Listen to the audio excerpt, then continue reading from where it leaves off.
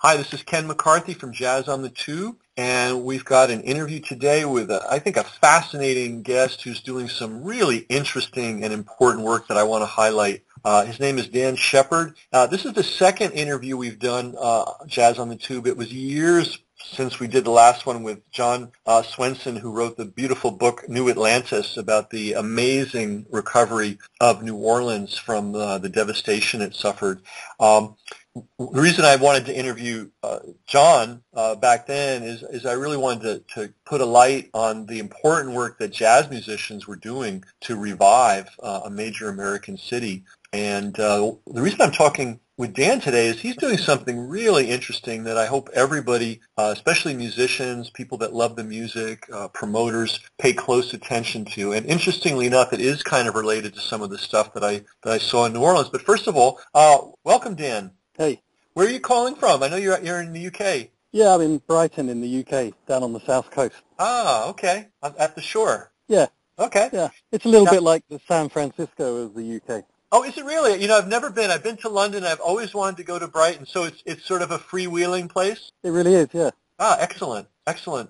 So, Dan, first, before we get started with our conversation, please tell everybody your website address. Okay, I've got a website called www.thejazzagency.co.uk.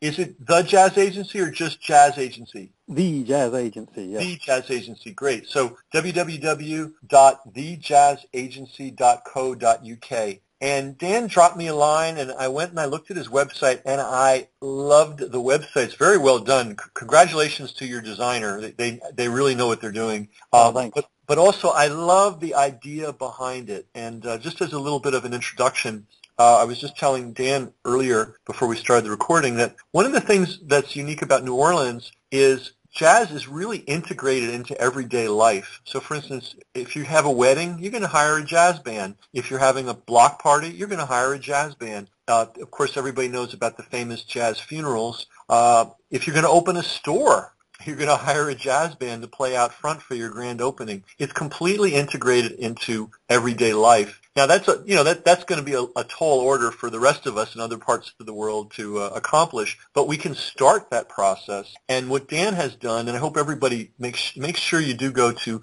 thejazzagency.co.uk. He's created an agency specifically to represent jazz musicians and promote the idea and make the hiring of the musicians easy for people who are having social events of all kinds. So, Dan, could you give a little background on yourself first and then how you got this idea? And I realize it's sort of a new venture, but tell us how it's developing and evolving. So first, your background, if you would. Okay, yeah. So I'm a jazz bass player myself. I do a lot of work for weddings and stuff like that. I just think if you put a site together, put yourself out there a little more, you get a larger net. And we're trying to catch gigs, so I'm just trying to put out the biggest net I can put out there. And a lot of my friends are jazz musicians, and they get hired by people, maybe agencies that don't specialize in jazz music, and then they get perhaps supplied to the wrong gig or whatever. Someone who didn't want a trad band gets a trad band, and the agents over here tend to charge a lot of money on top of the fee, perhaps more so than the band is even getting, and I don't think that's very fair. So my thing is to do it myself without a large amount of people working for me, just myself really, and charge a low commission. So most of the music goes to the musicians. Plus, while I'm doing it, I'm creating work for myself and my friends. I love it, and you're raising consciousness and in your market area too. That hey, if you want a jazz band, call the jazz agency. They're going to get you a good band. They're going to get you the right kind of music. If I remember correctly, looking at your website, you even had a list of different kinds of jazz that people could order. Yeah, that's right. I think that's important because people, they quite often don't know the difference between a trad band and a swing band. I'm not talking about the people in New Orleans, they know, but the people over here, they don't necessarily know, and nor do the agencies that are representing musicians. So I had recently a customer wanted an electro swing band, and a different agency came to me and tried to hire an acoustic swing band, and I spotted the anomaly, and I said, these guys need an electro swing band, and these agents that just have office staff don't tend to know the difference. Yeah, so my background, I've been involved in the jazz business on and off since I was, 19. a lot of times off, but on and off. But I've professionally been involved in marketing very heavily for the last, oh my goodness, it's over 25 years now. I can't even count. And as a marketer, I look at this and I love it because, you have a world of people that buy live music. Maybe they're wedding planners or, or maybe they're people who are event producers.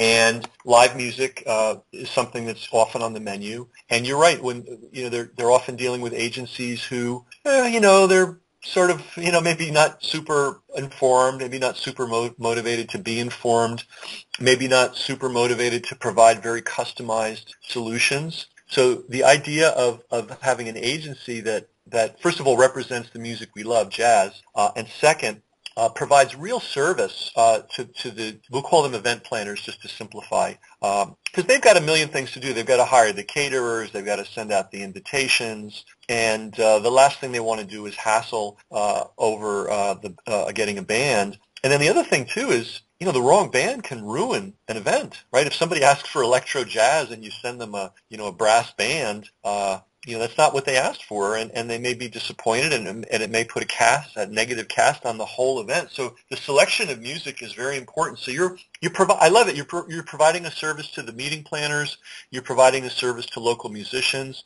You're raising the profile of jazz in your marketplace. And you're helping jazz in general. So it started. When did this start? When did this venture start? I realize it's kind of a new thing. Well, yeah, I've tried it before, but just with a kind of less effort. I've just put up a basic website and then not bothered really with marketing it, and just let a couple of gigs come in now and then. And that was an old venture of mine called Event Music, and it just kind of slowly withered on the vine. And I decided to push for a whole new product, much more modern, spend some money on it, spend a lot of time on it, make sure it's integrated with all the social media things, and then just do my best to get people to notice it, hence me being here with you today.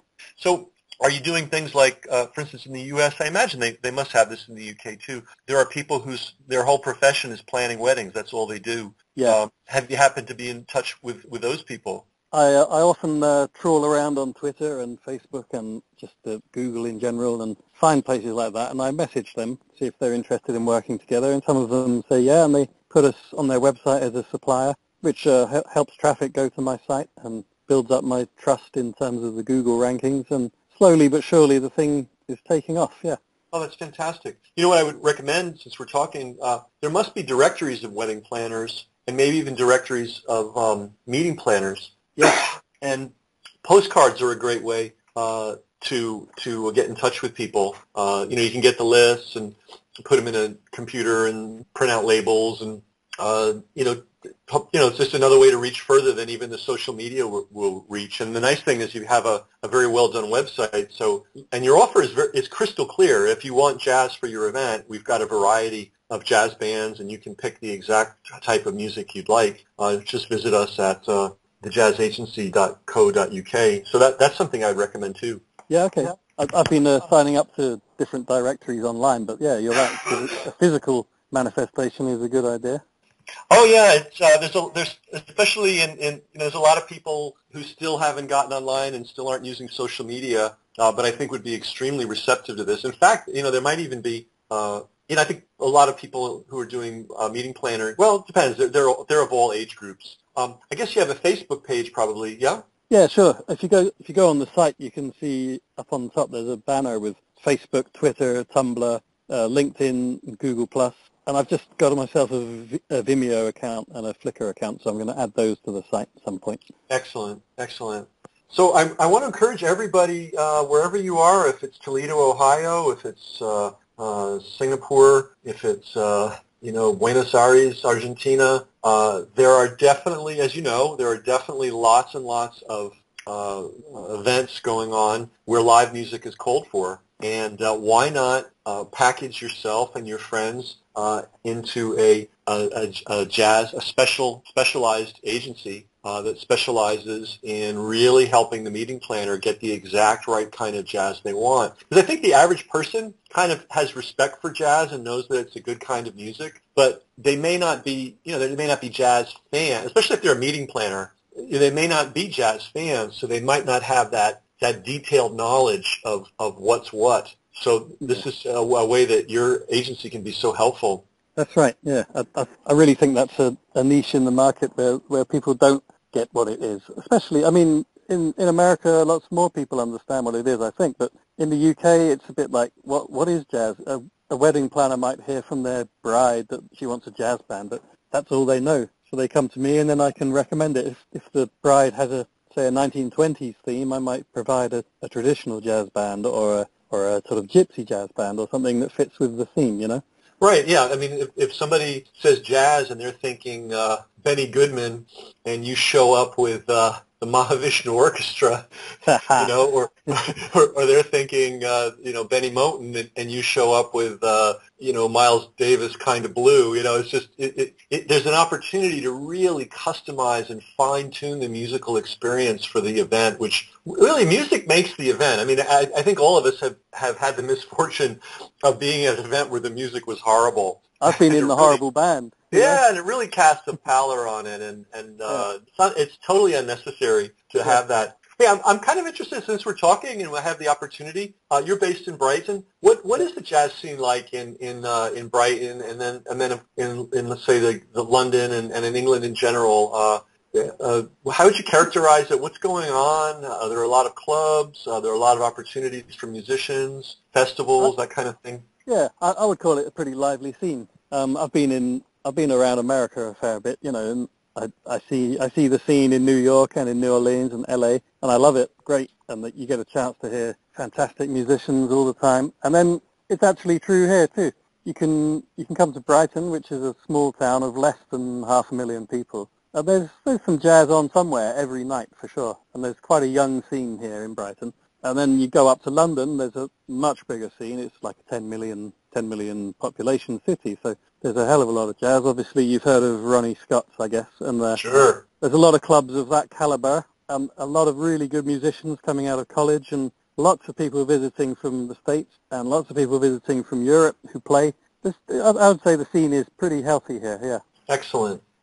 Well, speaking of music, I want to as we go out of this interview, we're going to end with a piece that you sent me by your band. But first, I'm going to ask you to tell me who the players are on it and so on, and the name of the tune. But first, I just want to remind everybody, definitely go to thejazzagency.co.uk and check it out. If you're a musician, think about this. Be your own agent, be your own promoter.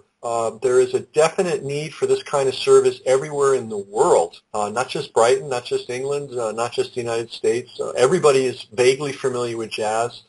People are aware that it's a high-quality music. When people are thinking about putting an event on, often jazz comes to mind, but they feel a little bit lost. So doing what Dan has done, you can really create something. I predict great things for this. I think it's the kind of thing that it's going to slowly grow and grow over the years and become a really substantial thing. And it's going to improve the musical experience of events all over the Brighton area. It's going to give a lot of work to musicians. It's going to raise the positive profile of jazz. It's just a great thing. So that's thejazzagency.co.uk. Tell us a little bit about this piece that you sent me that we're going to play when we go out.